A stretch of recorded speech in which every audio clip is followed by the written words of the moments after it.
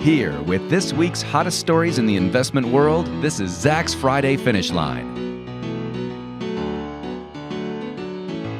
Hello, and welcome to the Zach's Friday Finish Line. I'm Ryan McQueenie, a content writer here at Zach's, along with one of our editors, Maddie Johnson.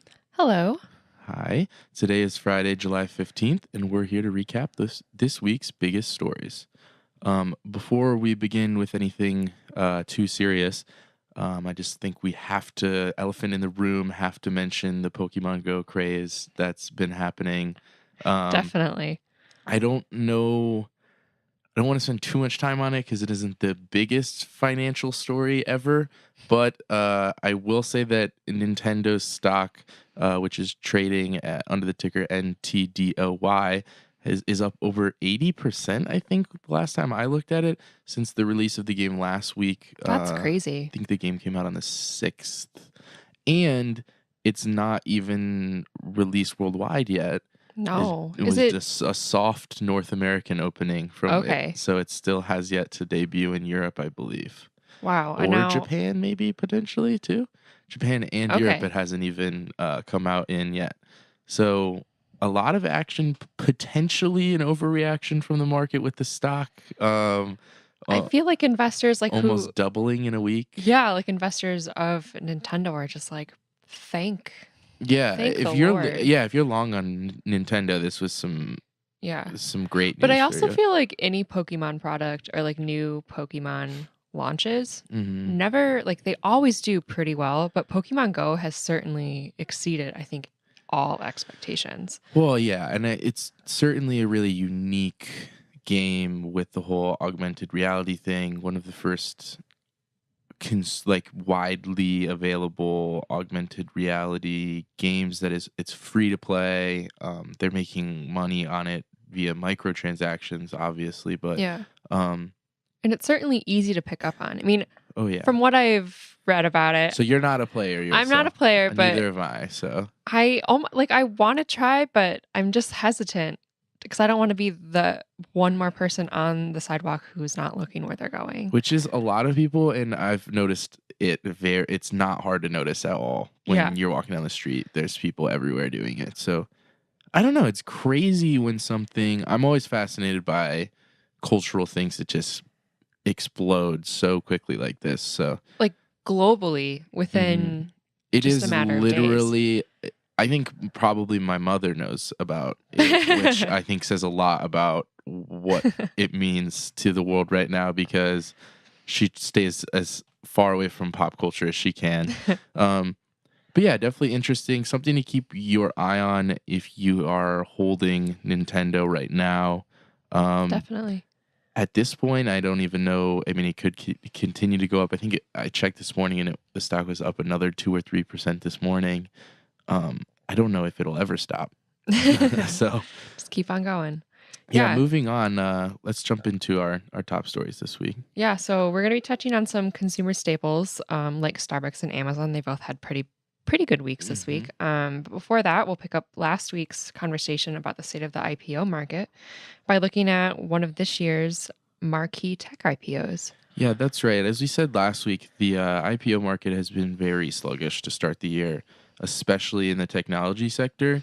So this week marked what we can only hope is a reversal of that trend with the initial public offering of the Japanese instant messaging app Line, and that is stylized in all caps, by the way, LINE. It's trading under the ticker LN on the New York Stock Exchange. Just want to emphasize that because it is dual listed in Tokyo, and it actually debuted Friday morning in Tokyo.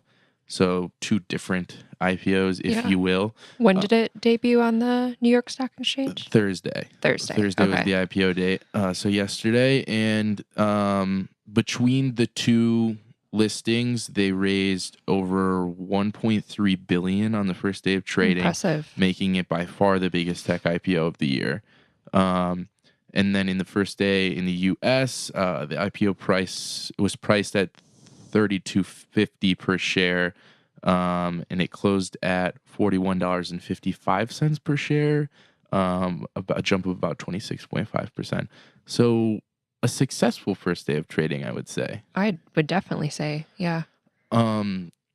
I'd say it's a little bit too early to call whether this will be the kickstart that the IPO market needs, but 26% on the first day, a $1.3 billion deal.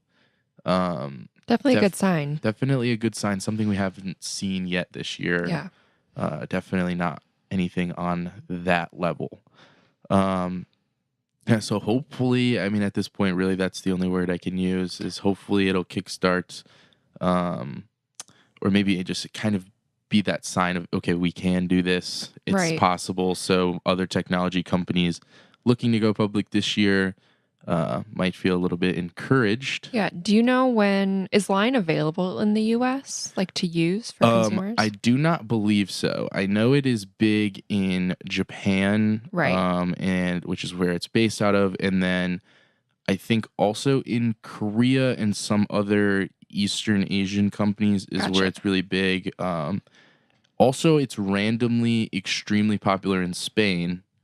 I don't want to say randomly. I'm not 100% sure why it's really popular in Spain, but of the European countries where it's available, it's really big in Spain. And from what I understand about the way that the company is heading is instead of more countries, they want to be doing more things in the countries that they're already in or in the markets they already have a good share in. So a different tactic that a lot of, I guess, huge privately held companies today aren't doing whatsoever.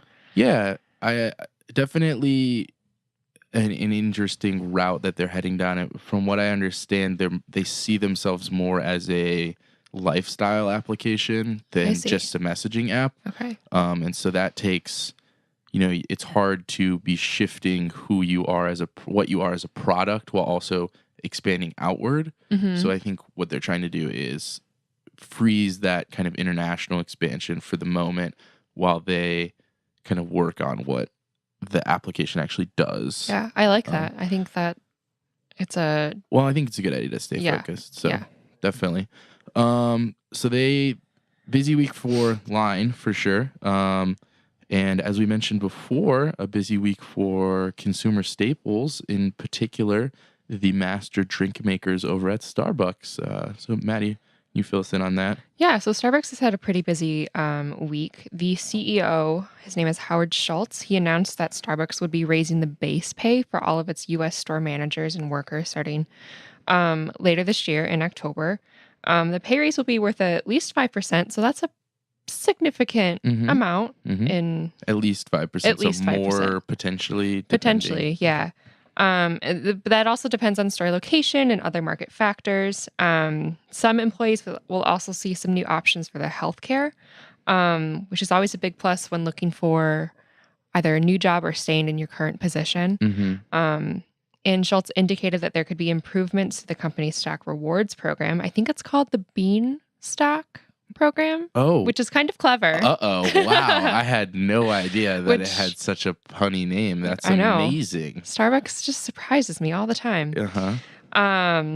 So yeah, that stock rewards program is going to be seeing improvements for employees in the future, which I'm assuming full-time employees. So that is usually limited to, I'm assuming. I don't know. I don't know if their baristas are classified as full-time employees or if I don't know. Okay, well, perhaps. And then also this week, the company announced that it will be creating a new high-end brand of stores called Starbucks Reserve Only. Ryan, have you tried any of their Reserve coffee? No.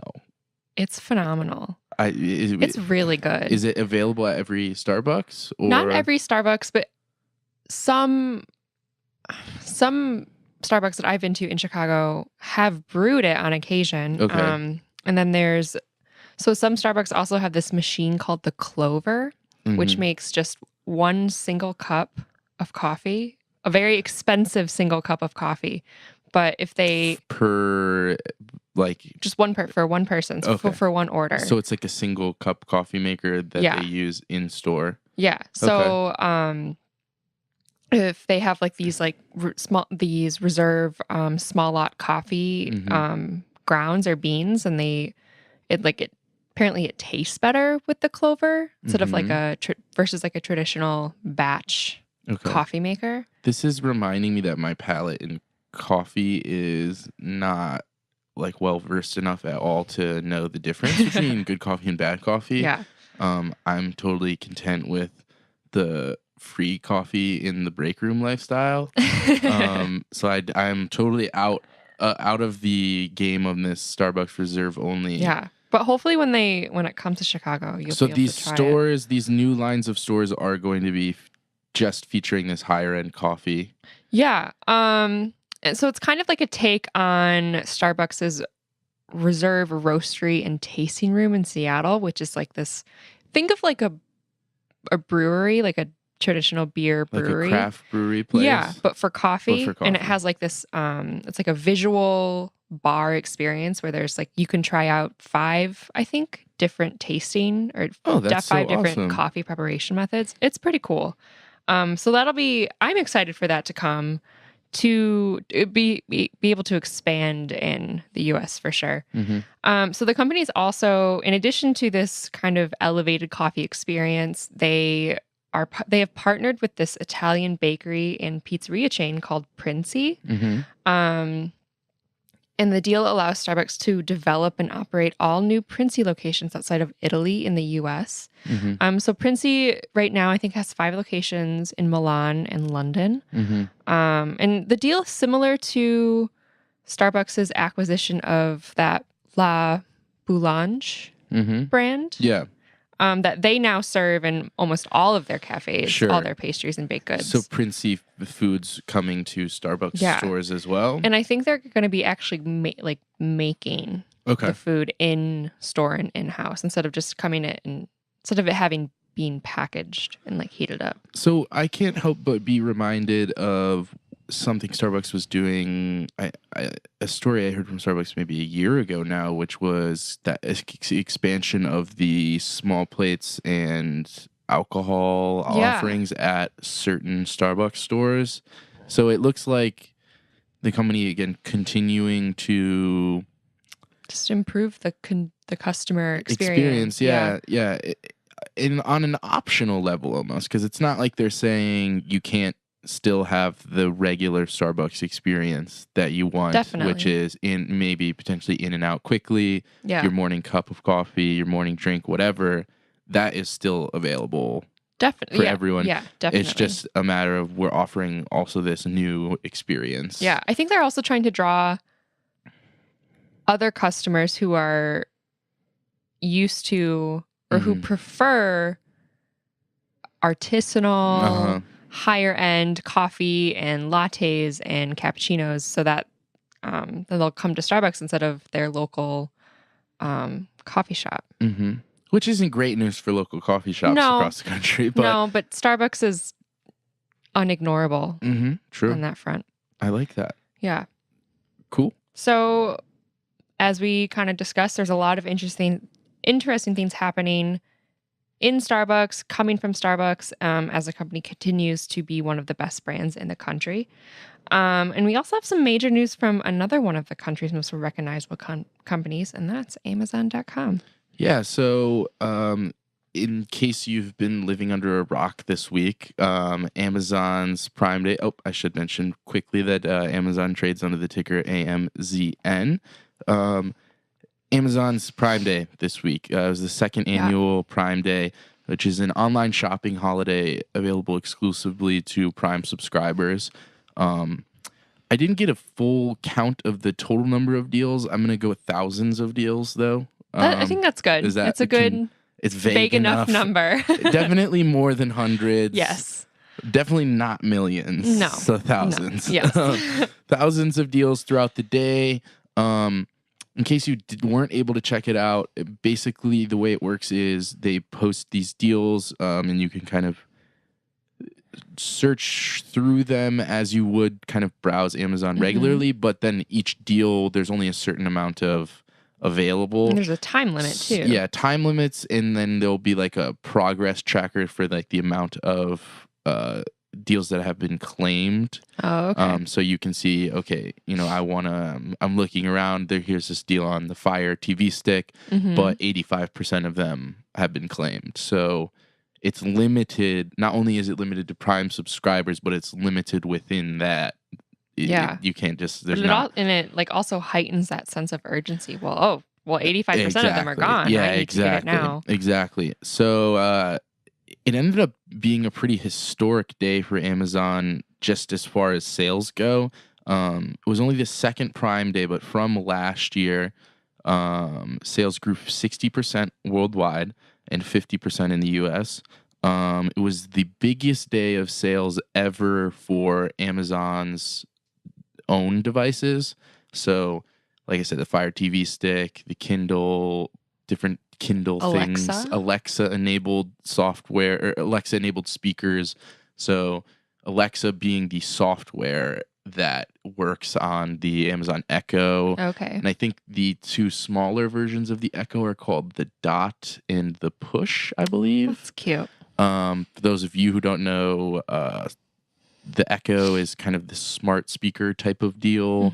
You speak to it and it does things in response. It's also kind of this consumer level Internet of Things product where you can sync it up with a bunch of different compatible devices. So you can have your air conditioning thing. What is it called? A unit? Yeah. The little touchpad, though, is the word that is escaping me. Oh. Anyway, you can have that synced up. You can have your lights in your house synced up, your TV, whatever. It can turn on appliances, schedule, set alarms, everything, basically. It does everything. Not only was that the Amazon Echo was actually on sale for discount of $50, so it was on sale for I think $129, which was the lowest price it's ever been offered at.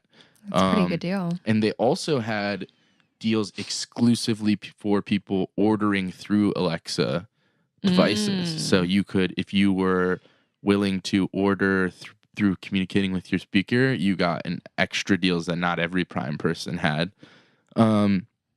So definitely a really interesting day for Amazon, and one of those days where there's a lot of buzz around it. We covered it. Everyone was talking about it. But after the stats come out and you go, yeah, sales grew 50% from last year. Awesome. We sold a bunch of Fire TV sticks. Does it really matter in the long run for Amazon? To me, it matters to boost sales for their branded products. So I feel like that those items were the few things that made the most sense to buy on Prime Day. Otherwise, it's like just weird, random stuff that you'll find. You're like, oh, okay. That's true. I actually covered the 5 strangest deals that I found on Prime Day. There are a bunch of random things. I spotted an at-home cheese-making kit with a accompanying DVD. There were kids' slippers that looked like sharks that were really cool. Those were actually really cool. That I wish I had a little nephew to buy them for or something. But those are the types of things you're not going on. No one's waking up on Prime Day going, I really hope I can still snag that amazing deal on that cheese making kit. Oh, that's more of a like you're right, an impulse buy. Yeah. So, but you definitely know the Amazon devices are going to be on sale, and that is the day to get them. And I guess for impact, I mean, it definitely shoots the Amazon brand into the stratosphere. I mean, everyone was talking about it. Everyone knew about it. So in that sense, it was Tuesday. So I mean, it was the only thing anyone was talking about. On Prime Day, Amazon is the biggest company. Yeah, in the world. So, and I think when you're talking about the biggest day ever for their own devices, that does have a lasting effect because now there's even more people with Amazon branded devices in their hands every day. And the cool thing about those branded devices is that Amazon has done a really good job making sure that they produce return customers. So, even if you're just buying a Kindle because you want to have an e-reader or whatever, you're then getting your books through Amazon's Right. The Kindle library. Your Fire TV stick is going to keep you on that subscription so you can have the instant video to accompany it. If you're grabbing an Amazon Echo, you're going to be Your home you're going to is be Amazon interacting. Yeah, you're going to branded. be interacting with Amazon every day of your life. Ordering things from Amazon easier. Even dash buttons. They Can't pushed forget a lot about of those dash buttons. Yeah. That's something that you're literally placing in your house. That is you and Amazon connecting Literally, with a physical because you're touch. touching Yeah. it. So yeah. I mean, it's just another experience or another example of Amazon and their dominance of your life, which is kind of a weird way to put it. It's a weird way to put it, but it's scarily accurate. One thing I did want to mention, though, as far as not Amazon things that did see a boost, because I want to talk about how it affected or doesn't affect the e-commerce market as a whole in a second. But one thing that I did see was iRobot, which trades as IRBT. They make the automated vacuum thing, robot vacuums. Okay. They sold a ton of them on Prime Day, and they were actually up 2% on Tuesday. Just based off of the popularity of the robot vacuums on Amazon. Well, going off Prime that, Prime Day could be a huge day for Amazon's third-party sellers who are trying to get their products into the hands of Amazon Prime subscribers. True. So let's go back to what I was saying a second ago, the e-commerce market as a whole. Agree with me or disagree with me, whichever you'd like to do. But to me, not only is it a conversation or a statement about Amazon's dominance of your life, as we said, which was kind of a spooky way to put it, but it also says to me, it confirms again that people are online shopping for just about everything. I feel like when online shopping, when we first came to that realization as consumers that, okay, online shopping is here to stay, there were only a few things where you would definitely online shop for. Right. Like you can buy a TV online and you're going to get a great deal. You know what you're getting, whatever. There was a reluctance to start clothes shopping online because you didn't get the trying on aspect. We got over that quickly. Very quickly. But it felt like there were still certain things that you definitely went into a brick and mortar store to get. And now that doesn't feel like a thing. For me personally, I can say anything that I would buy in a store, I know where to buy it online and will do it. Yeah. Even Amazon coming together and saying, get groceries from us. So the Prime Pantry, yeah. I think if it's anything, it's just a reminder about something we already knew, which is that you can get everything online and everyone wants to do that in a shocking fashion almost. Yeah, no, I agree. I think it shows that people more and more people are choosing to exclusively shop online. Like you said, for anything. I'm still hesitant about buying groceries online or using a service like Amazon Prime Pantry or even Walmart's grocery delivery service or Instacart. So that, to me personally, I will buy everything else online except for groceries. But one day I probably will. And I think that's maybe the sentiment of a lot of people who have decided to shop online. They're like, well, I guess gonna just do it now. I think it was like a smooth, almost an invisible transition, if that makes sense. Yeah. So just a couple tickers I wanted to throw out for everyone to look at kind of on this topic. Of course, eBay trades under the ticker EBAY. Stamps.com, which is kind of another example of never having to leave your house to do things anymore. You can just print your stamps and postage things in home and send them out. Stamps.com trades under STMP. Another thing I saw actually trading higher on Tuesday for no reason other than just kind of this connection of e-commerce was Etsy. Oh, yeah. ETSY. I think another example of more of a niche e-commerce market where you can get kind of these cool homemade goods. And again, it's just another reminder that that is a viable thing. And I was also reminded of Shopify this week, which trades under the ticker SHOP, which is not an e-commerce platform itself, but a provider of that for, they kind of create the framework, cloud-based framework for other companies to develop their e-commerce platforms. Yeah, I feel like they... So just some tickers to think about. I mean, there was some, like I said, with Etsy, there was a little bit of a reaction, but there wasn't a direct impact across the board. Just those are some companies that I was reminded of when thinking about this. So Yeah, well, especially eBay. I'm glad you brought them up because Amazon's, I guess, their way of setting up Prime Day where it is a countdown, there's so many products left. It reminds me of eBay in the fact, just like with, you just never know what's going to be left if you don't get in there quick enough. Sure. That's true. So final question, did you snag anything on Prime Day? No. I almost got a food processor, but then I You didn't have room. I didn't have room in my kitchen's really small. Like it's very tiny.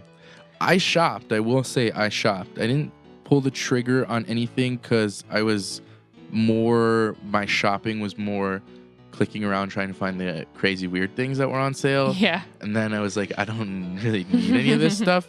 I probably should have pulled the trigger on the Echo while it was discounted. I'm going to wait till that comes on sale again next because Well, watch out for I holiday. want one. All this talking about it now, I want one. Yeah. I want to be able to be like, hey, Alexa, buy me this thing. Turn on my lights. Do this. So That's pretty cool. Yeah, I want one for sure. That's about all we have, though, this week. Another busy one. Some things to keep our eyes on going forward. Yeah, especially with earnings season. Yes, big really earnings getting season going soon. should dominate the next 2 or 3 weeks of Definitely. conversation. And a lot of big Fortune 500 companies that are going to be reporting soon. With that, just a quick reminder that you can check out all of our coverage for these stories in the links in the article. And we'll see you next week. Yeah, Zach's have a good Friday weekend, Finish everybody. Line. Yeah, thanks for listening.